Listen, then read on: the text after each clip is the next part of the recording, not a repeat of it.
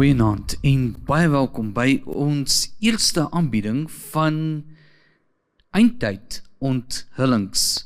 Ek is bly jy het ingeskakel en ek hoop dat u die aand saam met ons gaan geniet. Vanwaar of u ook al luister, internet radio of later oor YouTube of enige ander uitsaaimiddel, ek hoop dat hierdie aanbieding jou hart sal aanraak en jou ook sal help om nader aan Christus te beweeg. Ek wil eers begin deur om ons spreker bekend te stel, dat jy kan weet met wie of na wie u vanaand gaan luister. Ons spreker is Eben de Jager en hy is 'n dinamiese internasionale spreker met 17 jaar se ondervinding in publieke evangelisasie. Hy het die vermoë om komplekse teologiese, amper sê ek tegnologiese, om komplekse teologiese konsepte in maklik verstaanbare taal te verduidelik en fokus veral op eindtydgebeure soos beskryf in Bybelboeke Daniël en Openbaring en dan ook om problematiese leerstellings wat in verskillende denominasies aangehang word te verduidelik. Sy lesings is verwerk en gepubliseer in 9 boeke en hy het ook 230 populêre artikels oor verskillende akademiese artikels in geakkrediteerde teologiese joernale gepubliseer. Hy het in 2023 sy PhD in Nuwe Testament verwerf aan die Noordwes Universiteit met 'n tesis waarin sy navorsing oor die vroeë kerkvaders se beskouing van die gawe van tale uiteengesit word. Nou ja, dit is 'n mondvol, maar nou weet u ook na wie u gaan luister. En ek wil hom dan welkom heet hier op die verhoog en Eben, ek sien uit. Self is ek baie opgewonde. Ons het nou lank geadverteer, ons het nou vanaand probeer om so vinnig as moontlik op die lig te kom, paar tegniese uitdagings gehad, maar nou is ons op die lig en ons kan uiteindelik uitsaai. Nou net vir ons luisteraars, onthou, u kan ook u vrae instuur, as u enige vrae het wat u graag wil hê Eben moet antwoord op die onderwerp wat al aangebied was. So vanaand gaan ek net algemene vrae vra, maar as u enige vrae het wat u dan wil hê ons moet hanteer môre aand, dan kan u dit vir ons stuur na 060 248 1172. 060 248 1172. Dit is ons WhatsApp nommer by Adventiste Wêreld Radio Afrikaans. Of gaan na die webtuiste toe, awrafrikaans.org en daar sal u dan die opsie kry om u Bybelvraag te stuur. En ons wil graag die Bybelvraag inkry en dan ook hoor wat Eben se antwoorde op dit gaan wees. Maar ek het net 'n paar vrae om bietjie meer uit te vind oor jou. Eben, hoekom is jy so geïnteresseerd in nie net Bybelprofesie nie, maar ook al die ander lesings wat jy gaan aanbied? Weet jy, ek het in 'n Christenhuis groot geword. Ons het geleer die Bybel is die fondasie van dit wat jy glo. So ek het altyd 'n belangstelling daarin gehad. Met tye het ek wegbeweeg van die kerk af. Jy weet wat mense ook maar nie altyd doen wat mense moet doen nie. Maar daar was vir my altyd 'n aangetrokkenheid terug na die woord toe en toe die Here ook in my lewe ingryp, het ek weer opnuut 'n passie gehad vir die woord. En een van die dinge wat my altyd geïnteresseerd het, was Openbaring, die boek van Openbaring, en om dit te kan verstaan. En dis eers toe ek geleer het, dat mens nie regtig Openbaring kan verstaan, sonder dat jy 'n deeglike kennis en verstaan van die Ou Testament het nie, wat ek hernieude insig gekry het, oor wat Openbaring werklik vir mens leer.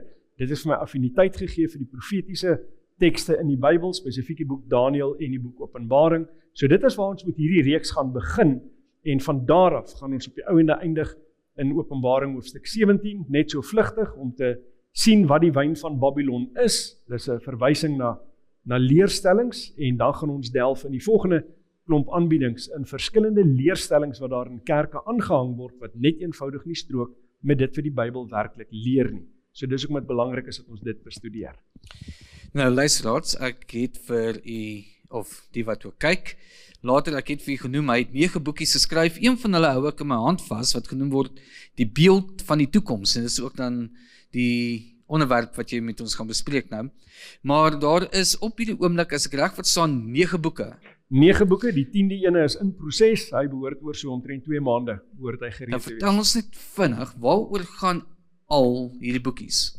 Man, Ek bied hierdie lesings nou al vir jare aan en dis baie keer noodsaaklik dat mense ook na die tyd iets het om na terug te verwys en daar was nie altyd die geleentheid om hierdie tipe van opname te maak nie en daarom het ek dit goed gedink om miskien hierdie boekies te skryf en ander mense sal nie noodwendig 'n publieke lesing bywoon nie, maar dan het mens die geleentheid om die boekie aan te koop en dit dan vir iemand in die hand te gee sodat hulle ook die geleentheid het om hierdie dinge te bestudeer. So die boekie in essensie het dieselfde inligting as wat ons bespreek by die lesing, maar in sekere gevalle het die boekie 'n klein bietjie meer, maar in sekere gevalle is nie alles wat in die lesing gesê word noodwendig in die boekie nie, maar dit wat essensieel is, gaan jy kry in beide. Dis fantasties. So, as jy enigiemand van die boekies wil bestel, die webtuise waar hulle dit kan bestel is learnprophecy.com. Learnprophecy.com, dis goed. So, gaan na learnprophecy.com toe, gaan kyk daarop en jy gaan sien hoe om die boekies te bestel en ek weet ook ons gaan deur die week werk om net so 'n bietjie aan die webtuise te werk om makliker te maak en gebruikersvriendelik dat jy so vinnig as moontlik jou boekie kan bestel. En ja, nommer 1 vanaand is beeld van die toekoms. Gaan kyk net daar op die webtuiste hoe om hierdie boekie in die hande te kry want dit is 'n baie goeie middel om saam te gebruik terwyl jy ook dan later weer kan luister na die aanbieding. Nog een vraag voordat ek oorgee. Nadat hulle deur die hele reeks gewerk het, watse begeerte het jy wat hulle moet deurmaak om te verstaan wat aangebied is?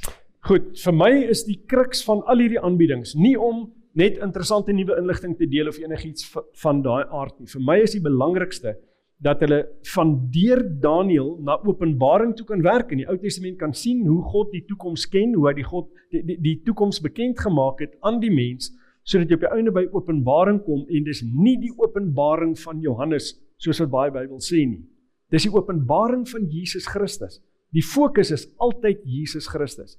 Ek wil hê mense moet 'n dieper insig en verstaan hê van wie en wat Jesus Christus is en ook dat hy die skepper is en die verlosser is, dat hulle 'n nouer verhouding het met die Here en opnuut 'n passie het vir die woord van God en deur daai ondersoek vir hulle self dan in die Bybel 'n nader verhouding met hom ontwikkel. Daar het jy dit. Ek wil jy net weer eens herinner, onthou, as jy enige Bybelvrae het na die aanbieding wat vanaand gedoen gaan word, of deur die reeks wanneer jy gaan luister, stuur dit vir ons WhatsApp nommer 0760248172 of ons webtuiste awrafrikaans.org. Maar nou gaan ek oorgee aan Ewen en sterkte met vanaand se aanbieding. Baie dankie. Ons begin vir 'n spesifieke rede by Daniël hoofstuk 2 in hierdie studies, want Daniël hoofstuk 2 is die mees eenvoudige tydprofesie om te verstaan. Dis ook die basis van die daaropvolgende tydprofesieë wat ons in volgende aande na gaan kyk. Nou, ek noem hierdie aanbieding spesifiek 'n beeld van die toekoms, want in essensie, as mens hierdie Daniël 2 hoofstuk verstaan, dan gaan jy sien hoe die Here vooruit verklaar het wat gaan gebeur in die toekoms. En dit maak hom uniek onder enige van die ander sogenaamde gode. Bybel sê vir ons, daar is werklik net een. So, baie mense glo in ander gode, maar waar jy die bewys kry dat God anders is as enige van die ander wat hulle beweer daar is juis in die aspek van hy verklaar die toekoms alreeds nou. Hy verklaar dit voordat dit gebeur het. En vanaand gaan ons sien hoe hy begin het, alreeds in hierdie tydprofesie se vloei, by 605 voor Christus, en hoe daai tydspan van hierdie profesie aanhou tot in ewigheid. Met ander woorde, ons leef in die vloei van die tyd van hierdie profesie. Maar ons moet begin om onsself 'n vraag af te vra. Kan ek die toekoms ken? En ons gaan kyk na wat 'n paar mense gesê het, wat vir ons wys die mens het dikwels nie 'n idee wat in die toekoms lê nie. Kyk byvoorbeeld na Dionysius Laertius, 'n Britse wetenskaplike, wat hy gesê het. Hy het gesê, treinreise teen hoë spoed is nie moontlik nie, want passasiers sal nie kan asemhaal nie, en hulle sal dan aan verstikking sterf. Nou, ons weet dit in die tyd wat hy hierdie geskryf het, was dit sy teorie, dit was sy idee, en die spoed wat hulle daaraan gedink het, wat hierdie treine sou kon bereik, is regtig niks noemenswaardig nie. Jy kan vandag op 'n klein 50cc motorfietsie vinniger ry, as wat daai treine sou kon ry. Vandag doen treine aansienlik meer as dit, 'n paar 100 km/h selfs op sneltreine. Mense verstik nie of kry nie asem nie. So sy idee van wat in die toekoms lê is totaal en al vals, dis verkeerd. Nog 'n interne memorandum by Western Union sê, hierdie telefoon het te veel tekortkominge om ernstig as 'n kommunikasiemiddel oorweeg te word. Hierdie toestel is inherent van geen waarde vir ons nie. Dink 'n bietjie aan dit wat hy hier beweer en dan weet ons wat slimfone vandag vir ons doen. Nie net was die elementêre foon wat hulle na verwys het, 'n ding wat die res van die toekoms eintlik beïnvloed het nie, maar ons sien waartoe dit ontwikkel het vandag. So, selfs Western Union se slimkoppe het nie verstaan hoe die toekoms lyk nie. Dan Lord Kelvin, president van die Royal Society, hy het gesê, swaarder as lig vliegende masjiene is onmoontlik. Hy het gesê, jy kan nie vlieg nie, as dit swaarder as lig is, kan dit nie in die lug kom nie. Vandag weet ons wat alles moontlik is, nie net vlieg ons in die lugruim nie, maar as jy ou kyk na wat iemand soos Elon Musk doen, dan stuur hulle tot ruimtetye die ruimte in. En ons sien dan, hulle het gedink hulle ken die toekoms, maar toe nou nie. Albert Einstein se onderwyser in 1895 sê, dit maak nie saak wat hy doen nie, hy sal nooit tot enige iets kom nie. Nou, dink net 'n bietjie wie Einstein is en wat hy gedoen het. Uit die aard van die saak, hierdie persoon het die toekoms nie geken nie. Einstein wat dan 'n invloed gehad het op soveel tegnologie. Dan die New York Times, na 'n demonstrasie van 'n prototipe televisie by die 1939 World Fair. Luister wat skryf hulle in hierdie koerant. Hulle sê die probleem met televisie is dat mense moet sit en hul oë op die skerm vasgenaal hou. Die gemiddelde Amerikaanse gesin het nie tyd daarvoor nie. Maar dink 'n bietjie mooi daaroor, waar staan ons vandag? Het hierdie man die toekoms geken? Verseker nie, want die meeste mense op hierdie planeet, as hulle toegang tot 'n TV het, sit vir ure voor daai kassie, hulle het amper vierkantige oë. Maar wanneer ons met God deel, dan sien ons iets totaal en al anders. Kyk wat sê Jesaja, hoofstuk 46 vers 9 en 10. Dit sê, dink aan die dinge wat tevore was, van ouds af, dat ek God is en daar is geen ander nie. Ek is God en daar is niemand soos ek nie. Wat van die begin af verkondig die einde en van die voortyd af, wat nog nie gebeur het nie. Wat sê, my raad sal bestaan en al wat my behaag, sal ek doen. Wat sê God is sy unieke eienskap. Wat maak hom anders? Hy kan bo enige twyfel, nie eens redelike twyfel nie, bo enige twyfel die toekoms verklaar uit die verlede uit. Hy kan sê wat in die toekoms gaan gebeur en presies soos wat hy dit verklaar, so sal dit gebeur. Eintlik 'n verwysing daarna dat God nie beperk is tot tyd soos ons verganklike wesens nie. God staan buite tyd. Hy het tyd, materie en spasie, alles geskape. So hy kan dan effektief die toekoms verklaar. Kyk ook wat sê 2 Petrus 1 vers 19 tot 21. Dit sê, en ons het die profetiese woord wat baie vas staan, waarop julle tog moet ag gee, soos op 'n lamp wat in die donker plek skyn, totdat die dag aanbreek en die môrester opgaan in julle harte, terwyl julle veral dit moet weet, dat geen profesie van die skrif 'n saak van eie uitlegging is nie, want geen profesie is ooit deur die wil van 'n mens voortgebring nie, maar deur die Heilige Gees gedrywe, het die heilige mense van God gespreek. So waar kom Bybelprofesie vandaan? Is dit net die gedagtegang van 'n mens? Verseker nie. Bybelprofesie is geïnspireer deur die Heilige Gees en kom daarom van God af. Dis bloot net gegee deur 'n persoon, maar is nie die persoon se gedagtes nie, dis die gedagtegang van God en hy verklaar dan deur die profeet die toekoms, soos wat ons ook in hierdie reeks spesifiek gaan sien. So kom ons kyk net voordat ons in die teks self indelf, wat die agtergrond is waarteen ons hierdie Daniël 2 profesie gaan teekom. Ons sien Daniël was in ballingskap in Babel en hy het gedien as 'n raadgewer in die hof van koning Nebukadneser. En Nebukadneser het dan 'n baie vreemde droom gehad wat hy nie verstaan het wat dit beteken nie, maar hy het wel die insig gehad om te weet, hierdie droom beteken iets. Daar moet iets dieper hieraan lê En hy's eintlik baie bevoorreg geweest dat God besluit het om eers aan hom hierdie droom te openbaar, alhoewel hy dit nie verstaan het nie, maar daarna gaan God en hy openbaar na intense gebed van sy kant en van sy vriende se kant af aan Daniël, wat hierdie droom dan beteken. Maar kom ons delf in die teks in. Ons kyk net voordat ons by die teks uitkom, net so vinnige grafiese uitbeelding van min of meer wat hierdie droom na sou gelyk het. Ons sien dan dat daar 'n baie groot beeld op die aarde staan. Daai beeld het 'n kop van goud en dan 'n bors en arms van silwer. Daarna 'n lendene van brons, koper. Daarna bene van yster. En dan laastens in die beeld voete van yster en klei. Maar let op, die element is nog steeds, die metaal is nog steeds yster, en dan kom daar 'n rots wat nie deur mensehand losgemaak is nie. En hy tref daai beeld op sy voete spesifiek. Dit is 'n aanduiding van tyd, 'n aanduiding van wanneer daai rots die beeld tref, en dan word daai rots 'n rots wat die hele aarde vul. En is inderdaad 'n baie vreemde droom. En daarom wonder Nebukadneser wat dit kan moontlik beteken. Hy roep dan die Galdeërs, sy wyse manne, en hy sê vir hulle, kom verklaar vir my hierdie droom, maar moet dit nie net verklaar nie, kom vertel my ook sommer wat die droom was. Hoekom vra hy dit? Want die oomblik wat hy vir hulle sou vertel wat die droom is, dan kan hulle duimsuig wat dit beteken. So hy plaas 'n hoër standaard, 'n hoër verwagting op hulle.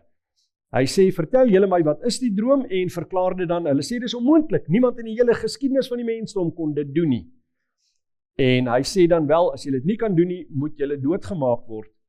En Daniël eintlik op daai stadium nog 'n relatiewe junior wyse man, 'n junior Galdeër. Hy kom dan en vra spesiale toestemming, kan hy dan by die koning uitkom en dan vir die koning sê, maar ek sal dit vir u kan verklaar, laat my net toe om God te raadpleeg oor wat dit beteken. Hy doen dit dan, en God wys dan vir hom presies wat dit beteken. Nou daai beeld, net so om onsself in die gedagte te verfrisse, dan 'n kop van goud, bors en arms van silwer, lendene van koper, brons, bene van yster en voete van yster en klei. En daarna word dit getref deur 'n rots. Nou kom ons kyk, wat sê Daniël, hoofstuk 2 van vers 36 af en verder. Dit is die droom, sy uitlegging sal ons nou voor die koning sê. U, o koning, koning van die konings, aan wie die God van die hemel, die koningskap, die krag en die sterkte en die eer verleen het, en in wie se hand hy in die hele bewoonde wêreld, die mensekinders, die diere van die veld en die voëls van die hemel gegee het, sodat hy u as heerser oor hulle almal aangestel het. U is die hoof van goud. Met ander woorde, hy sê, Nebukadneser is direk gekoppel aan hierdie kop van goud. Maar nou is dit nie net die man Nebukadneser nie, ons gaan binnekort sien, is eintlik 'n verwysing na sy hele koninkryk, met ander woorde, na die Babyloniese ryk. Die teks gaan dan verder, vers 39. En na u sal daar 'n ander koninkryk opstaan, geringer as die van u. Daarna 'n ander, 'n derde koninkryk van koper, wat oor die hele aarde sal heers. En die vierde koninkryk sal hard wees, soos yster, juis omdat yster alles fyn stamp en verpletter. En soos die yster wat vergrys, sal hy dit alles fyn stamp en vergrys.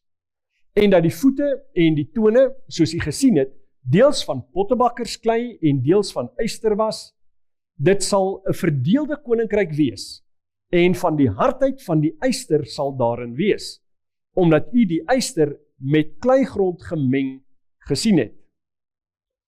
En dat die tone van die voete deels van yster en deels van klei is, 'n gedeelte van die koninkryk sal hard wees en 'n gedeelte sal bros wees. Dat u die yster gemeng met kleigrond gesien het. Hulle sal deur menslike gemeenskap onder mekaar vermeng raak, maar hulle sal nie aan mekaar vasklewe nie, net soos yster nie met klei meng nie. Maar in die dae van die konings sal die God van die hemel 'n koninkryk verwek wat in die ewigheid nie vernietig sal word nie, en die heerskappy daarvan sal aan geen ander volk oorgelaat word nie. Dit sal al daardie koninkryke verbrysel en daar 'n einde aan maak, maar self sal dit vir ewig bestaan. Net soos u gesien het, dat sonder toedoen van mensehande 'n klip van die berg af losgeraak het, wat die yster, die koper, die klei, die silwer en die goud verbrysel het. Die groote God het aan die koning bekend gemaak wat hierna sal gebeur, en die droom is waar en die uitlegging betroubaar. Hier sien ons Daniël vertel vir die koning nie net wat sy droom was nie, maar hy vertel hom ook van hierdie uitleg, en wanneer hy praat van hierdie goud en die silwer en die brons, dan sien ons baie duidelik dat dit 'n verwysing is na spesifieke koninkryke. Dit gaan nie net oor koning Nebukadnesar as individu nie, daai kop van goud is dan die hele Babyloniese ryk, wat ook vir ons vertel wanneer hierdie profesie se begindatum is. Nou kom ons kyk vinnig daarna. In Daniël 2 vers 38 het hy spesifiek vir die koning gesê, u is die hoof van goud. Met ander woorde, die eerste koninkryk is dan die Babyloniese ryk wat begin het in 605 voor Christus. Maar daarna in die einde van hierdie profesie is daar 'n klip wat die beeld aan sy voete tref, die beeld breek in fyn stukkies en daai rots vul dan die hele aarde en bestaan vir ewig. So hierdie profesie begin in 605 voor Christus en strek tot in ewigheid. Nou dit beteken ons lewe binne in die vloei van hierdie profesie. Alhoewel die profesie nie vir ons verskriklik baie besonderhede gee oor wat gaan gebeur in ons tyd nie, gaan ons in latere episodes spesifiek sien dat meer inligting gegee word vir ons tyd. Maar let wel op, hierdie profesie se tydlyn sluit wel die tyd waarin ons leef in. En daarom is dit belangrik vir ons om ook ag te slaan op hierdie profesie.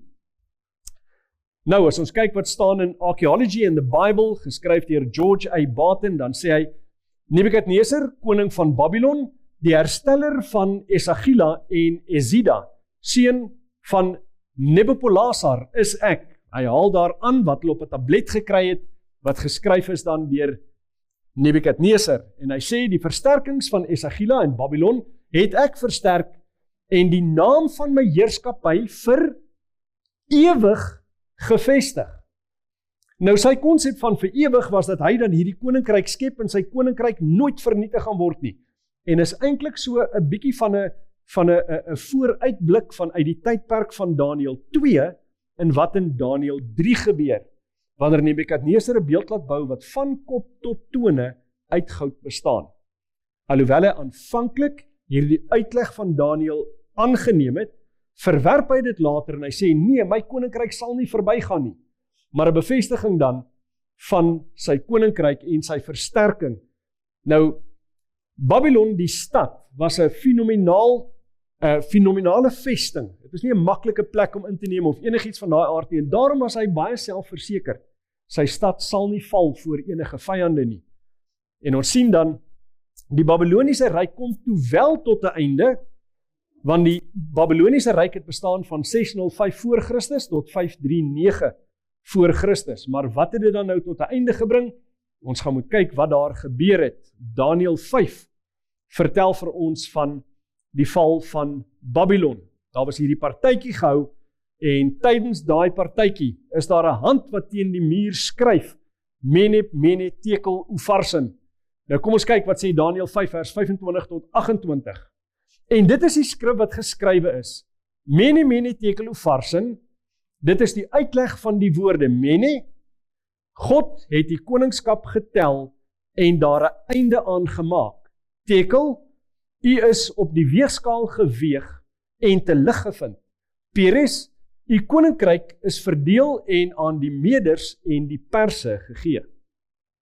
So hier alreeds, eintlik terwyl dit besig was om buite te gebeur, want ons sal binnekort sien daar dieselfde aand kom daai koninkryk tot 'n val, het God alreeds vir Belsasar gesê, jou koninkryk kom tot 'n val. Die skrif is aan die muur en dis letterlik waar ons daai Afrikaanse idioom, die skrif is aan die muur, dis waar ons dit vandaan kry.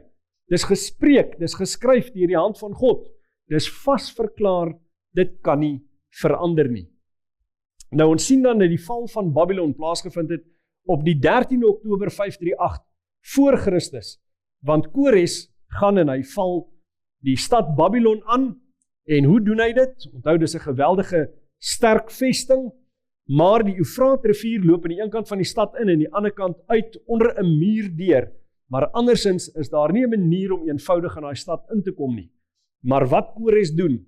Hy laat sy manskappe dreineringsslote grawe en hy begin om die water van die Eufraat uit te dreineer, en dit veroorsaak dat die water van die rivier sak. En die oomblik toe dit sak, toe gaan van sy manne onderdeur die muur in die stad in, en van die binnekant af maak hulle die grendels los, hulle gooi die stadspoorte oop, en sy weermag kan die stad ingaan, sonder dat hulle regtig hoef te veg. Onthou, die mense daar binne was besig om te party, hulle was besig om fees te vier, almal was waarskynlik so 'n paar happe weg al klaar, met ander woorde, hulle was nie paraat gewees nie, hulle was nie gereed vir 'n aanval nie. Met ander woorde, daar was nie veel weerstand nie. En sonder te veel geweld, neem hy dan daai magtige stad eenvoudig net oor. Nou, sommige mense mag dalk vra, maar hoe weet jy dit was op die 13 Oktober 539 voor Christus, as die huidige kalender nog nie eers op daai stadium bestaan het nie? Nou, wat die slim mense doen, is hulle gaan en hulle werk terug vanaf ons kalender af, en hulle plaas dan basies ons kalender oor die vorige kalenders, en hulle kan terugwerk en bepaal wanneer wat gebeur het, omdat sekere datums baie vasgeanker staan in die geskiedenis. En op daai manier het hulle bepaal die inval deur die Meders en die Perse, deur Kores en sy manne, het dan plaasgevind op die 13 Oktober 539 voor Christus. Nou, Jesaja 45 vers 1 het 150 jaar voordat hierdie gebeure plaasgevind het, alreeds dit voorspel. Kyk wat sê daai vers, hy sê, so sê die Here aan sy gesalfde, aan Kores, wie sy regterhand ek gevat het om nasies voor hom neer te werp, terwyl ek die lendene van konings losgord, om voor hom deure oop te maak, en die poorte sal nie gesluit bly nie. Let mooi op na die woorde wat hy gebruik. Die poorte sal nie gesluit bly nie, met ander woorde, hulle moes ontsluit word, en die metode waarop dit gebeur het, was deur dat die soldate onderdeur die muur gaan, en van die binnekant af die stadspoorte dan oopsluit. Nou, ons sien 'n bevestiging van hierdie geskiedkundige gebeure, want dit is nie fiksie nie, dis 'n letterlike gebeure, ook op die Kores silinder, wat tot vandag toe nog in die Britse museum gehou word, en op daai silinder sê dit dan, dat die oorname deur Kores eintlik 'n relatief vreedsame gebeure was. Die Kores silinder vertel die verhaal van Kores se oorname van Babel sonder noemenswaardige weerstand, en hoe sy regering goed ontvang is, as ook hoe dit 'n positiewe invloed op die kultuur van die tyd gehad het. Nou onthou Daniël 2:39, en na u sal daar 'n ander koninkryk opstaan. God het geweet, wat gaan in die toekoms gebeur, en hy het dit verklaar voordat dit gebeur. Maar uit sy eie wysheid uit, het Nebukadnesar gedink, nee, my koninkryk sal vir altyd bestaan, alhoewel nie in sy spesifieke tyd nie, eintlik onder die spesifieke beheer op daai stadium in Babel van sy seun val daai koninkryk dan. So die silwer koninkryk is dan die Meders en die Perse. Ons sien daai bors en arms van silwer, dit verwys na die Medo-Persiese ryk, en hulle bestaan dan van 539 tot 331 voor Christus. Nou vir so 'n fenominale ryk, wat kon veroorsaak dat hulle tot 'n einde kom? Ons delf vinnig daarin. Daniël 2 vers 39 sê, daarna 'n ander, dis die tweede gedeelte van die vers, 'n derde koninkryk van koper, wat oor die hele aarde sal heers. Nou, die Mede en Persiese ryk is in die 331 voor Christus deur die Grieke verslaan. Die Grieke het eintlik relatief onverwags en baie vinnig van krag tot krag gegaan, en dan die Medo-Persiese ryk oorgeneem. Nou, die Grieke is gelei deur 'n jong generaal met die naam Alexander, wat ons vandag ken as Alexander die Grote. Waarskynlik een van die mees noemenswaardige generaals in die geskiedenis van die mensdom. En hy sterf dan op 'n jong ouderdom, omtrent 33 jaar oud, waar hy baie dronk geword het, en daar's nou verskillende teorieë oor presies wat daar gebeur het, Maar hoe dit ook al sy, onverwags, terwyl hy besig was om ander wêrelddele oor te neem, sterf hy dan. Maar omdat sy sterfte dan onverwags gebeur, was hulle nie voorbereid vir 'n opvolger nie. Daar's nie 'n spesifieke opvolger aangedui nie, wat toe nou op die ou ende tot baie interne konflik lei onder sy mense. Nou in die Historical Library, boek 17, skryf Arianus, hy sê, I am persuaded that there was no nation, city, nor people, where his name did not reach. There seems to me to have been some divine hand presiding both over his birth and his actions. En dan in the History of Rome sê dit, on June the 22nd, 168 BC, with the Battle of Pydna, the kingdom of Alexander the Great perished 144 years after his death. So weer eens, hier is nie fiksie nie, dis letterlike geskiedkundige gebeure wat verifieerbaar is, wat in die geskiedenisboeke opgeteken staan, so ons kan die Bybel dan ook vertrou, want tot ons geskiedenisboeke bevestig dat die Bybel 100% korrek is. Nou die Griekse ryk bestaan dan van 331 tot 168 voor Christus, en bestaan dan basies bekend as daai brons of dan nou die koper ryk. Nou, Daniël 2 vers 40 sê, en die 4de koninkryk sal hard wees soos yster, juis omdat yster alles fyn stamp en verpletter, en soos die yster wat vergrys, sal hy dit alles fyn stamp en vergrys. So ook die Griekse ryk kom dan tot 'n einde, maar aan die hand van wie? Daar sien ons dat Edward Gibbon, die historikus, sê, the images of gold or silver or brass that might serve to represent the nations and their kings were successfully broken by the iron monarchy of Rome. Let baie mooi op nou hoe hy verduidelik. Hy praat in terme van hierdie metale soos wat die Bybel dit beskryf, en hy sê die Romeinse ryk was daai bene van yster. Nou dit kom uit the History and Decline and Fall of the Roman Empire. Nou Hippolytus van Rome, een van die vroeë kerkvaders, hy het gelewe van min of meer 170 tot 236 na Christus. Hy het dieselfde interpretasie wat ons nou gesien het hy toe al gehad, maar onthou, toe die Romeinse ryk nog nie tot 'n einde gekom nie, hy lewe met ander woorde in die tyd van die Romeinse ryk, en kyk, hoe reflekteer hy daaroor? Hy sê, already the iron rules, already it subdues and breaks all in pieces, already it brings all the unwilling into subjection, already we see these things ourselves. En dit spesifiek in Treatise on Christ and Antichrist, onthou daai verwysing, Treatise on Christ and Antichrist, want binne hierdie lesings gaan ons spesifiek kyk na daai antichrist mag, wie dit is en wat die verband is tussen die antichrist mag en die Romeinse ryk wat ons hier teekom. So ons sien dan ook in die tyd van Jesus Christus, toe hy gekruisig is die Romeine die nasie gewees wat basies die bekende wêreld van daardie tyd geheers het. En die Romeinse ryk bestaan dan van 168 voor Christus tot 476 na Christus. Die langste in terme van tydsduur van die koninkryke wat ons tot op hede na gekyk het. Daar is ander koninkryke wat gaan volg, wat langer is, en die laaste, die een koninkryk van God, uit die aard van die saak bestaan dan vir ewig. Nou, Daniël 2 vers 41 sê, en dat die voete en die tone, soos jy gesien het, deels van pottebakkersklei en deels van yster was.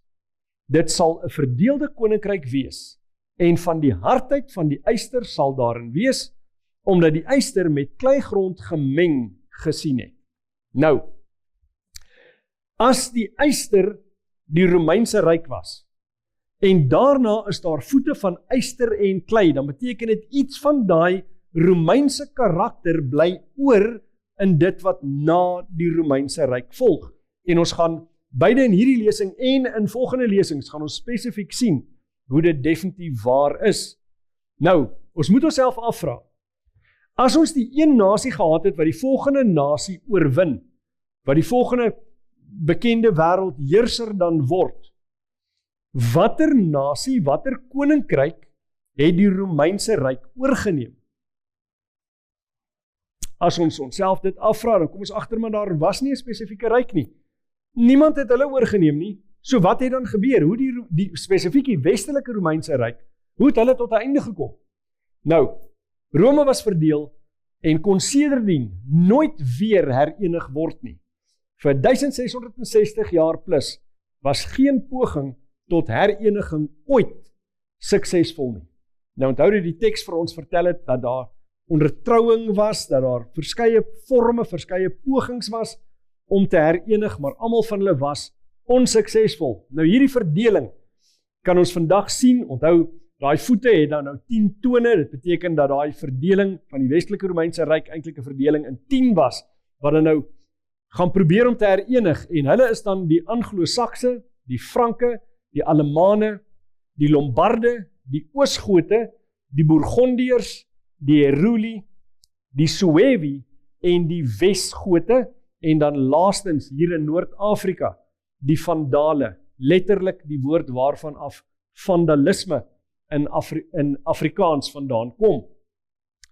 Nou, Daniël 2 vers 43 sê, dat u die yster gemeng met kleigrond gesien het, hulle sal deur menslike gemeenskap onder mekaar vermeng raak, maar hulle sal nie aan mekaar vasklewe nie, net soos yster nie met klei meng nie.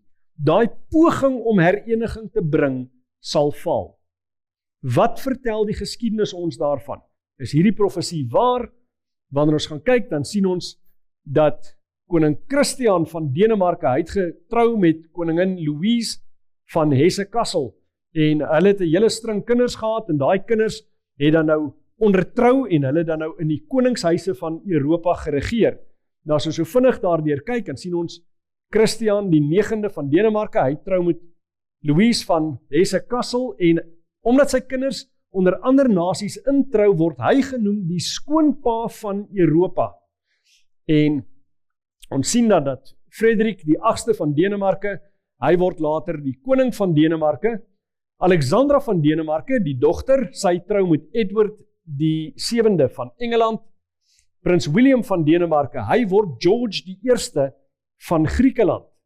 Ons sien dan dat prinses Dagmar van Denemarke, sy word Maria Fyodorovna, en sy trou dan met Alexander die 3de van Rusland, en hulle kind is dan die bekende Nicolaas die 2de van Rusland. Ons sien prinses Tira van Denemarke, sy trou met Ernest Augustus, en hy word dan die kroonprins van Hannover, en prins Waldemar van Denemarke. Hy word verskeie trone in Europa geoffer, onder andere die troon van Bulgarije, maar hy, anders as die ander, neem nooit 'n troon in nie. Maar sy broers en susters, hulle word dan letterlik opgeneem in die koningshuise van Europa. Dis 'n poging om daai hereniging te bewerk deur ondertrouing, maar dit werk nie. Die hereniging het nooit ten volle gestalte gevind nie. Dan vind ons dat daar 'n ander metode was om ook te probeer om die wêreld te herenig. En dit was deur militêre aksie. Letterlik van oor meer as 1000 jaar was daai pogings geloods om hereniging in Europa te bewerk, maar dit was onsuksesvol. Die eerste een deur Charlemagne, hy misluk. Die volgende deur Karel die 5de daar in die 1500s, hy misluk. Daarna Louis die 14de, hy misluk ook. Na hom Napoleon. Napoleon gaan ons vir so 'n oomblik by stil staan, want hy het baie naby gekom aan 'n totale hereniging van daai verdeelde westelike Romeinse ryk, maar op die ouende ook geval.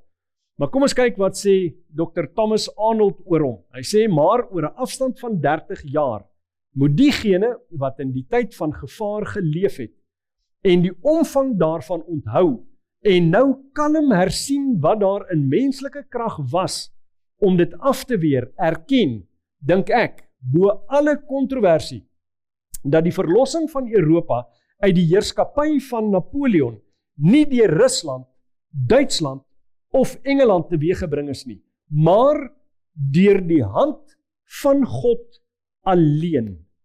Want in menslike terme was daar niks wat Napoleon kon keer nie. Maar die oomblik toe daar ingryping van God se kant af was dit nie militêre mag wat Napoleon oorwin het nie, maar die natuurkragte wat in die beheer van God staan. So dis die ingryping van God, en hy's nie alleen in sy siening nie. Ons sien ook, dat hy verder sê, en nou, wat was die hoofteenstander van hierdie geweldige mag? Deur wie is dit teëgehou, weerstaan en neergeslaan? Deur niemand en niks, behalwe die direkte en duidelike tussenkoms van God. Hy herbevestig, dis die hand van God wat Napoleon gestop het, om hierdie hereniging te bewerk. Waarom? Want God het gesê, daar sal nie hereniging wees nie. So ons sien ook Napoleon het misluk. Na hom, keiser Wilhelm. Nou, keiser Wilhelm word dan nou geassosieer met dit wat gebeur het tydens die Eerste Wêreldoorlog, en selfs daar het hulle misluk, en na hom Hitler met die Tweede Wêreldoorlog ook baie naby gekom, maar op die ouende uiteindelik het hy misluk. So selfs hierdie militêre pogings het almal misluk. En toe dit alles misluk, toe word daar nog 'n metode probeer. Hierdie keer nie ondertrouing nie, nie oorlog nie, hierdie keer deur finansiële meganismes, en ons sien dan die vorming van die Europese Unie. Hulle het 'n een geldstelsel, die euro, waarin nie almal ingekoop het nie, en op die ouene sien ons dat Engeland besluit, nee, wat ons wil nie meer verder hier deel aan wees nie, en ons het van daar af daai woord, wat baie mense haat en baie mense dankbaar voor is, wat hulle noem Brexit. Dis toe Brittanje sê, nee, ons klim uit, ons wil nie deel wees nie, ons gaan nie akkoord met dit wat hulle hier wil doen nie, dit gaan te veel van 'n effek op ons hê. So ook die Europese Unie in daai opsig misluk dan om Europa te herenig, presies soos wat God gesê het, dit sal gebeur. Nou hierdie verdeelde Romeinse ryk bestaan dan van 476 na Christus, en letterlik dis nog steeds die toestand wat ons vandag het. Met ander woorde, ons lewe in die tyd van hierdie verdeelde Romeinse ryk. Nou, as ons gaan kyk wat sê Daniël 2 vers 44 en 45, gaan lees ons, maar in die dae van die konings sal die God van die hemel 'n koninkryk verwek wat in ewigheid nie vernietig sal word nie, en die heerskappy daarvan sal aan geen ander volk oorgelaat word nie. Dit sal al die koninkryke verbrysel en daar 'n einde aan maak, maar self sal dit vir ewig bestaan. Net soos jy gesien het, dat sonder toedoen van mense hande 'n klip van 'n berg af losgeraak het, en wat die yster, die koper, die klei, die silwer en die goud verbrysel het. Die groote God het aan die koning bekend gemaak wat hierna sal gebeur. En die droom is waar en die uitlegging betroubaar. Hierdie gedeelte van Daniël 2 se profesie is die enigste deel wat nog in die toekoms lê. Die res, die opvolg van die een koninkryk na die volgende, het alles al gebeur, so net so verseker soos wat ons kan sien, dit het gebeur. Net so seker kan ons wees dat die volgende gebeure in terme van die opvolg van koninkryke moet wees die vestiging van hierdie klip koninkryk.